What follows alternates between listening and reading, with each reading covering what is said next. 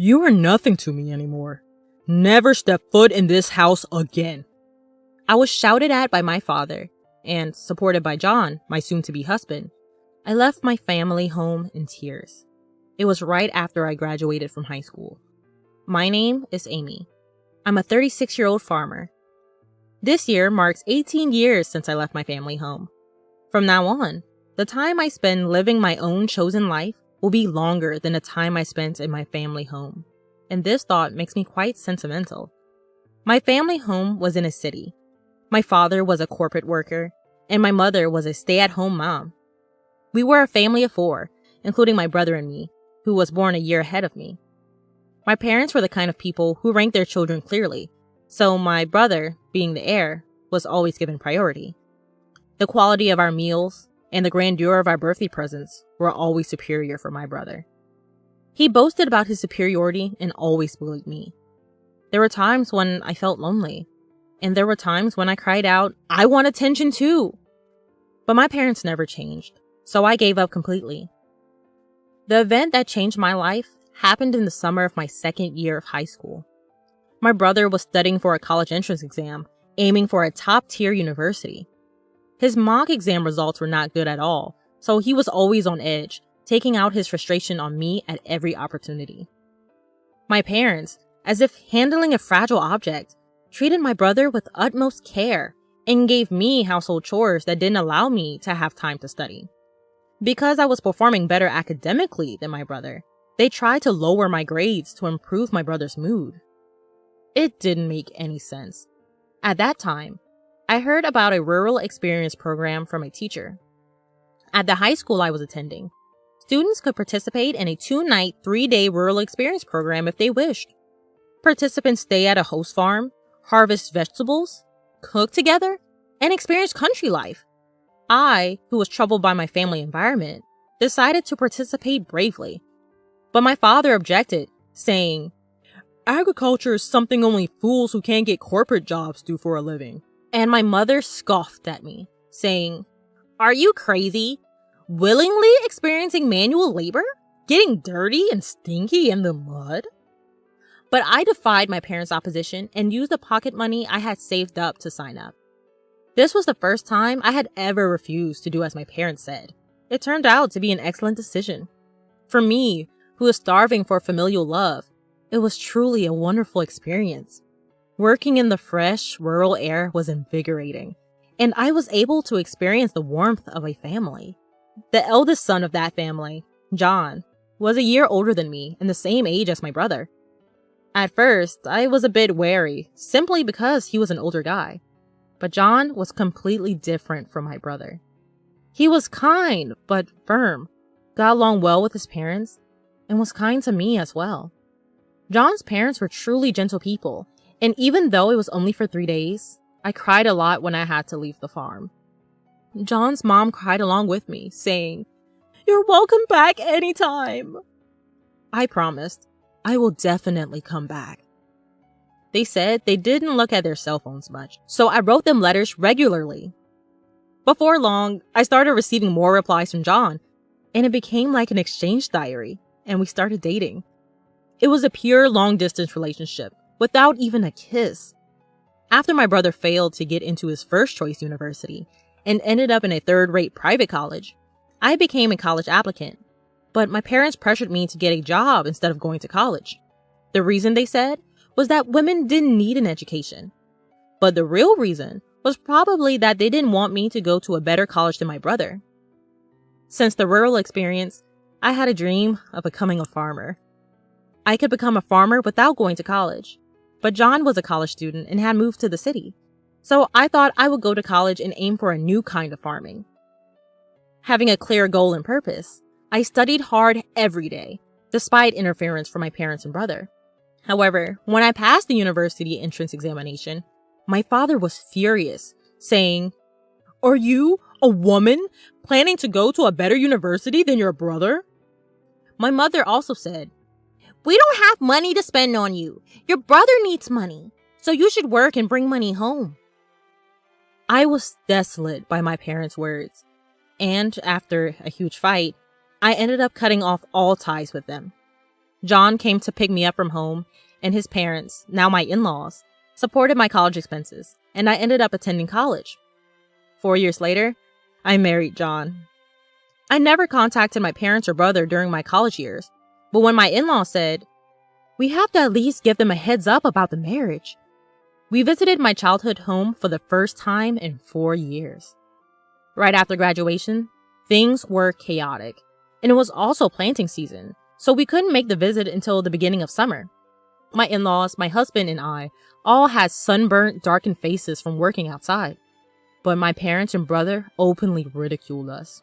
My mother asked, "No offense, but how old are you exactly? You must be quite poor to be working until you're all dark like this." I was mortified. "Please, stop, Mom," I implored in a small voice. But she ignored me.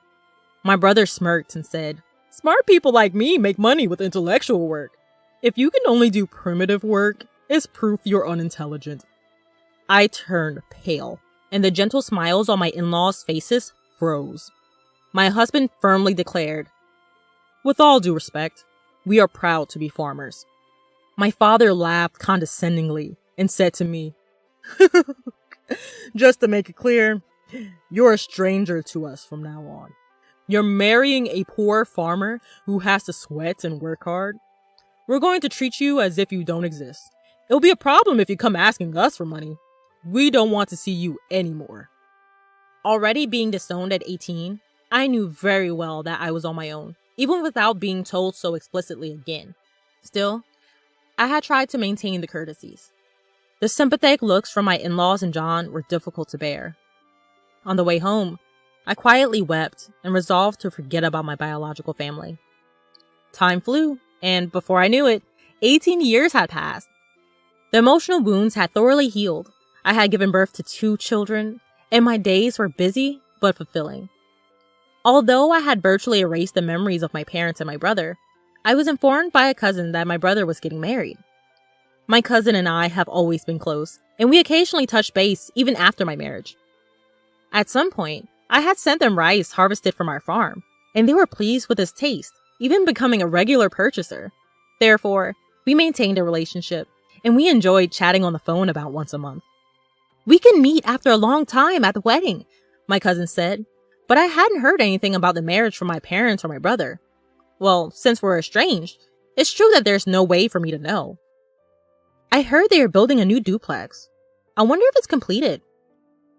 Apparently, both my parents and my brother and his wife planned to move after the wedding.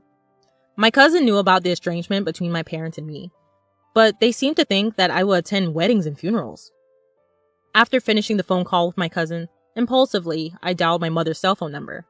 However, I was met with an automated message saying, "This number is no longer in use." I tried calling my father next, and again, the same automated message.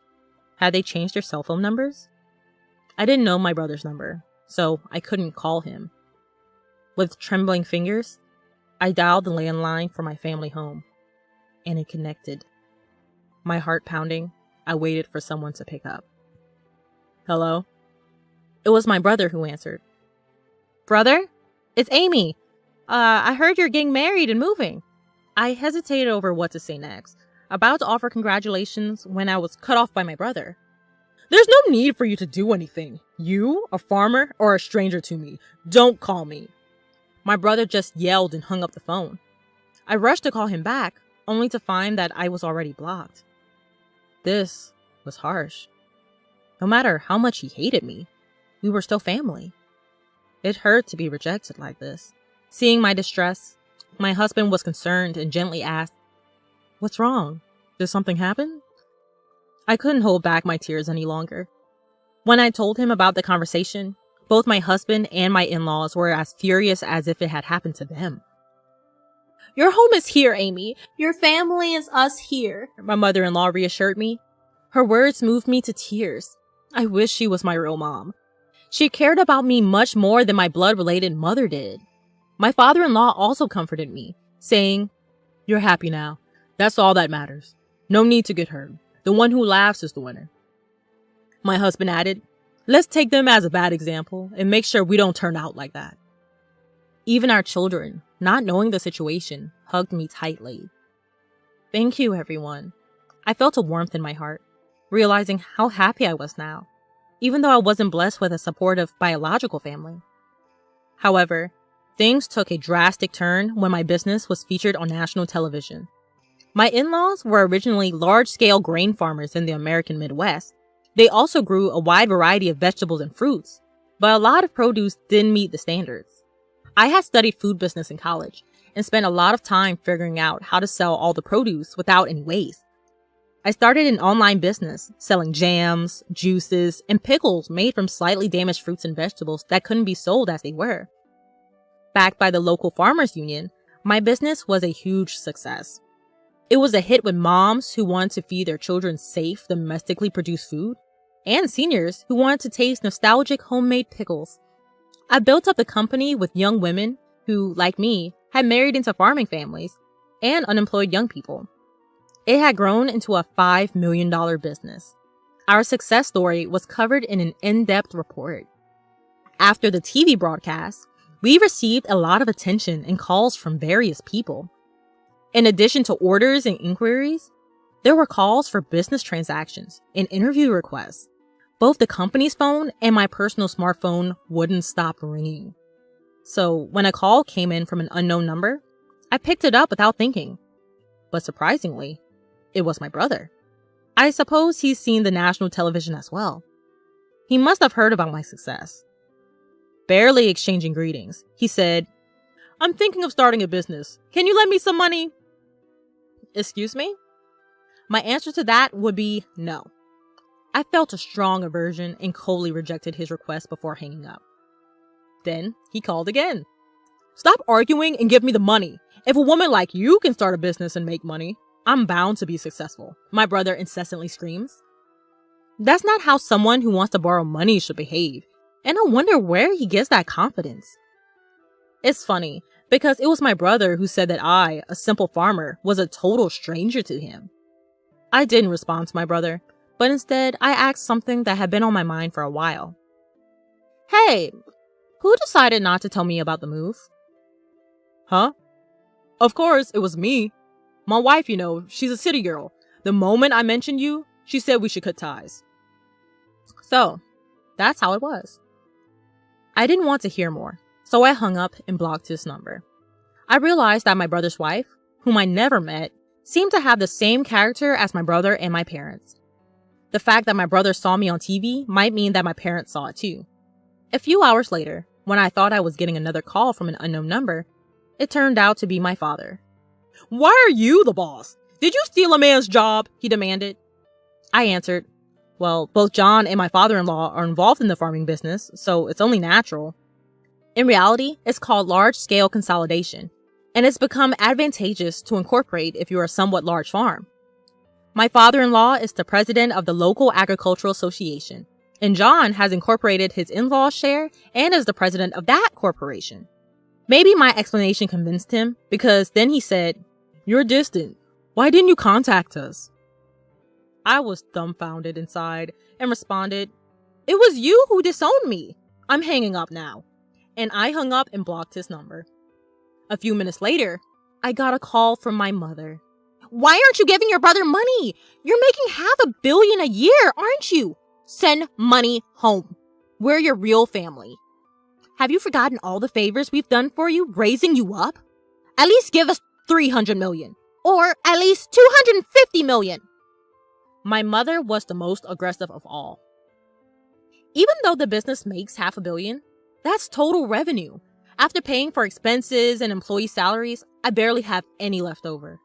I exaggerated a bit, and my mother instantly retorted, "You're lying! There's no way that's true!" I was getting irritated. My mother persistently demanded money, but I wondered if she wasn't embarrassed. "I'm not going to send money, whether I have it or not. We're strangers," I said, then hung up and blocked her number, of course. I thought that was the end, but I was wrong. My parents and my brother, and my brother's wife, who I'd never seen before, showed up uninvited at my in-laws' house. My father said, "Hey Amy, you want to hear the surprise? I'm revoking the disownment." I was stunned at how desperate they were for money. My mother-in-law asked, What on earth is going on with you people? Expressing their discomfort. Even my father-in-law and mother-in-law were glaring at my parents in silence, and the employees around had gathered, looking at my parents with stunned faces. My brother must know he is not welcome here either. Huh? The real blood-connected family is us. We have the right to get the money you earn too. The woman who seemed to be my brother's wife nodded in agreement with his words. I was furious. I don't think so. Even though we had a blood connection, there was no emotional connection at all. You treated me like a stranger and abandoned me. The emotional scars from being abandoned by my biological family were revived, and I was on the verge of tears again. At that moment, John came and stood next to me. Amy is now a part of our family. Even without you disowning her, we are perfectly happy. Please go home. He defended me and declared firmly. The employees also criticized my parents in unison. Exactly! What are you thinking? How rude. There are many people on my side here. When I thought this is where I belong, I felt profoundly happy. My brother began to get angry. Shut up! Shut up, you country bumpkins! You're all low-educated trash, aren't you? Obey what we say in silence, he ranted. Then John replied, well, both I and my father are Ivy League graduates, and Amy has graduated from a well-known university for agriculture, casually revealing our educational background. What? Despite being graduates of top universities, why are you farming? My brother yelled in surprise.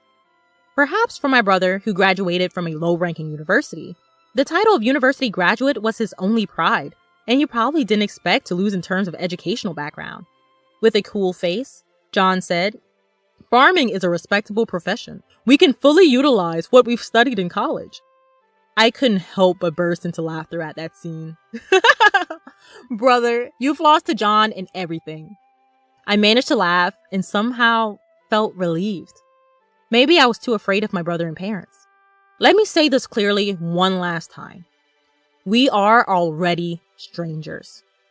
I stopped speaking for a moment, deliberately changing to a polite tone. So I can't lend or give money to strangers. Please leave. If you make a fuss or act violently, I'll call the police and take legal action. I declared our severance clearly. My in-laws and husband subtly came closer to me to protect me from harm by my parents and brother. I was deeply moved, feeling truly cherished. The employees also shouted at my parents, "Get out of here! Go home!" My parents, my brother, and my sister-in-law glared at us with resentment, but they couldn't say anything more and could only retreat. Afterward, according to a story I heard from my cousin, my brother and parents tried to get rich quick and started a business with debts instead of borrowing money from me, but their arrogant character led to a big failure. Now, they seem to be on the verge of bankruptcy, but I'm a stranger now, and I have no intention of getting involved anymore. As for me, my work is going well, and I'm surrounded by a true family of respectable in-laws, a loving husband, and adorable children. I will cherish each day while savoring the happiness of life.